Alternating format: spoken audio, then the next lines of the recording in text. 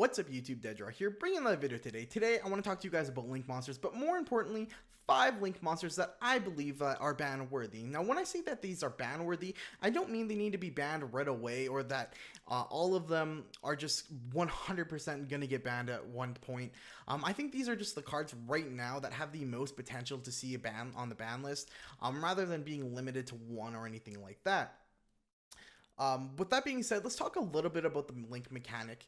The link mechanic has only been out for about a year, a little bit less than that actually, and that started with the structure deck, and that was only really Deco Talker and Link Spider and whatnot. And then a little bit after that, Code of the Duelist dropped, releasing the first wave of link monsters that we were able to splash into decks, and actually releasing one of the most powerful link monsters like to date still. And we'll kind of talk about that later. But like also, we've seen extremely powerful link monsters. I think even early for it only being out for a year, we have cards like Skuldred, Saryuja, Borlo Dragon, and Firewall Dragon, of course. So I think that the link mechanic is going extremely fast, and Konami kind of has found their groove at what pace they want the game to be played. But with all that being said, let's kind of get into the list here. So at number 1, some of you guys actually may be surprised by this pick, but I'm gonna have Nightmare Goblin. The reason I have Nightmare Goblin here is because it's just extremely powerful with the Nightmare engine.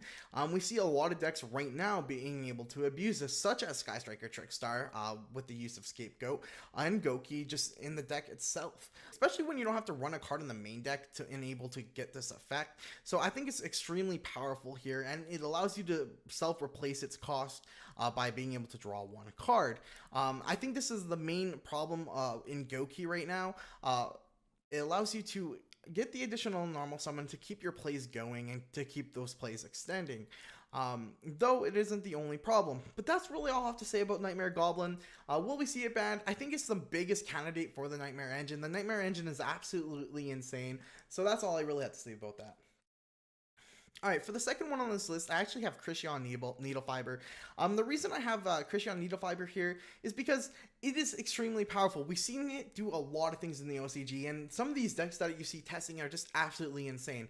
Even though it's not really breaking the game at this point, I believe that it is going to break the game, much so it's going to cause a tier 0 format. I'm not sure which deck it's going to do this with, but I do see it happening and it eventually being banned. And that's pretty crazy because this card is not even out in the TCG game yet. But that's really all I have to say about CRYSTRON Needlefiber, and we'll kind of move on to the next one on this list. So the next one on the list I actually have is Heavy Metalfoes Electromite. Now, the thing is, we've seen extremely powerful decks such as Pen Magician run this card, and it actually really changed the game for them, being able to get the draw power, stack their extra deck with pendulum monsters, and being able to open 2 slots to be able to pendulum summon monsters. With the inherent nerf that the pendulum mechanic got from Master Rule 4, they did need something to bring it back and make it powerful again, but I believe this card is just a little bit too powerful, and that a new pendulum deck that's even stronger than Pendulum Magician will come out in the near future and absolutely break this card. So now we're going to move on to the next card. The next card I have on here is actually Summon Sorceress. And this is just a new card that we received here in the TCG with the Show and Jump promos.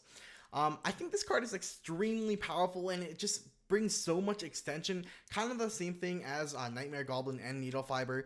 Being able to special something from your main deck is just extremely powerful. Even though the cost is you're going to give your opponent a card, there's a lot of times you can combo this off with Nightmare Cerberus and you can destroy that card anyway. So it ends up being really not much of a cost in order to do so. I think this card is actually going to be one of the problems for making the game just too fast in the near future here. So I do have this on a completely ban-worthy card. Do I think it's going to get banned right away? Absolutely not, I don't think. And now we're going to move on to the last and final card. And this is actually the only card on this list that I actually think needs to be banned right now and actually causes many problems right now. And most of you probably guessed this card, but it was actually Firewall Dragon. Firewall Dragon is already limited to 1 because of the amount of hand loops it was able to do before, and now it's still doing it with one copy. Being able to special summon cards when a monster leaves the link zone it's pointing to is absolutely insane. Actually, this is probably the main reason Goki is so broken, and actually the main reason for almost any deck being able to extra link. That is the reason. Firewall is almost always the culprit and always the play extender and always breaking the game, honestly. But that's what I have to say, guys. That's my 5 link monsters that I think are ban worthy and may be banned in the near future. Let me know what you guys think. If you completely disagree, that's fine, but you know, put it in the comment section below. We'll talk about it. It's super debatable, super my opinion. So anyway, guys, that's all I have to say. Please comment, like, subscribe, join the Brick Brigade. We'll talk to you later. See ya.